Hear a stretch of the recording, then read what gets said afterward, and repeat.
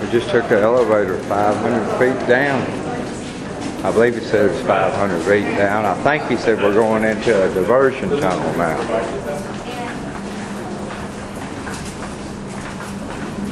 Alrighty, new friends of mine, right down that staircase. Just let me know if there's a large amount of leaking water down there, and we'll come down. I think we're entering the power plant. That's what I wanted to do, more than anything.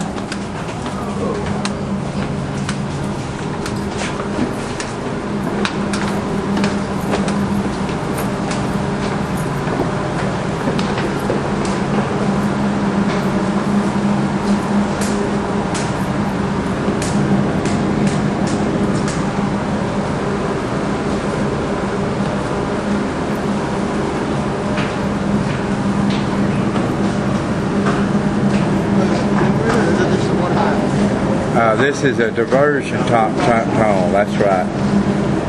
Oh, where they made the water go somewhere else? Yeah, so they could build the dam. I think that's what he said. Yeah. They were in the diversion tunnel. Here's the deal over here. It may tell us where we're at.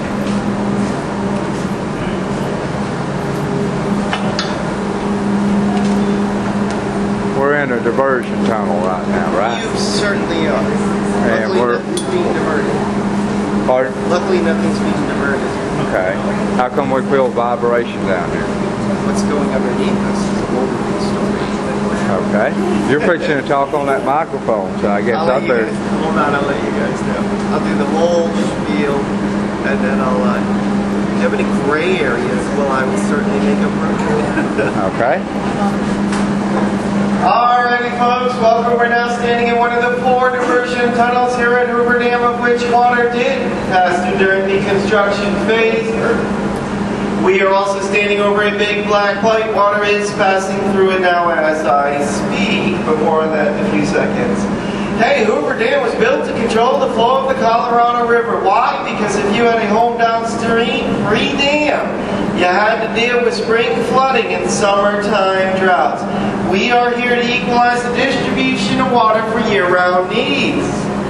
Oh, now in a number of moments we'll go upstairs and see the power plant. The significance of the power plant is that it paid for the construction cost of the dam, pays for our present day upkeep through the sale of electricity.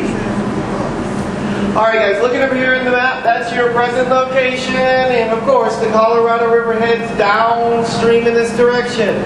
We're going to build this massive structure in the middle of a raging river. We got to do something with that water, obviously.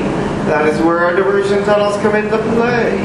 2 in the Nevada, 2 in the Arizona canyon walls. They run about 4,000 feet long. The tubes are 50 foot in diameter. Looking out the window to your left, that is the big space we're all standing in. This was the single longest phase of the entire construction project, just about 2 of the total 5 years, arguably some of the most dangerous work to be done here at the dam. Now once these tunnels were blasted out of the canyon wall, we needed to get the water to go into them.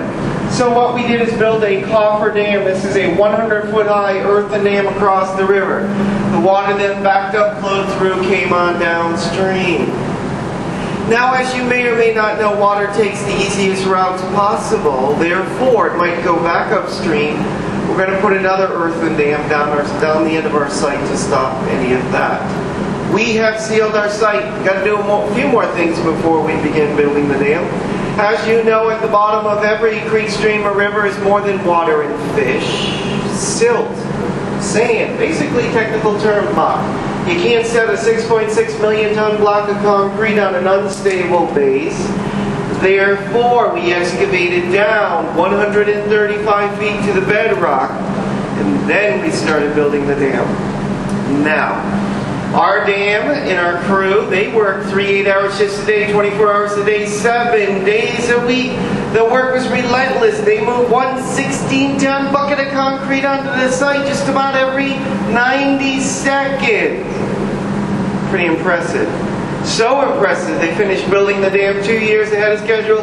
Hoover Dam was built in 5 and not 7 years. Alright guys, once we have this dam completed, We needed to get that water to come back on downstream to us. Going to seal up the 4 diversion tunnels. 1, 2, 3, 4. Water gathers right over the upper cofferdam. After all, it is pointless to remove it. It stands out 100 feet high. The water behind Hoover Dam is nearly 600 feet deep. And yes, of course, we did remove the lower cofferdam because it would stop any water exiting from the power plant. So it took over 6 years to fill up Lake Mead. Pretty cool. It's 110 miles long after all. Of course, long before it was full, we started generating power to pay off the cost of the dam, and here's how we do that. Water from Lake Mead flows in the intake towers, 2 on the Nevada, 2 on the Arizona side of the Colorado River. Next goes into a 30-foot penstock pipe. That is the black pipe you see out the window to your left. Do you feel that vibration below your feet? This is the interactive part of our tour. All right, everybody wake up. Let's try that again. Do you hear that rumbling in your ears? Yes. All right, we're awake. That is 88,000 gallons of water per second moving under our feet at approximately 60 miles per hour. Wow. That is a lot of, thank you very much, appreciate that. That is a lot of water. That volume of water will fill an Olympic-sized swimming pool in 8 seconds flat. What do you say, ma'am? Excellent, loving it. That water goes into 30-foot tubes, splits up by 4 to 13-foot tubes, all the while racing down 250 feet in elevation change. Before it gets to our 17 generators, 8 of which we see upstairs in the Nevada Power Wing. We have another 9 across the way in Arizona. You're thinking, why 8? Why 9? Well, I'll tell you. Last 2 in Arizona are half size, half the power needed, half the power generated.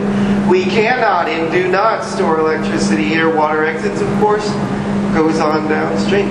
All right, we're going to go upstairs now and talk about the mysteries of hydroelectricity and electricity. So just let me lead you all out of the room.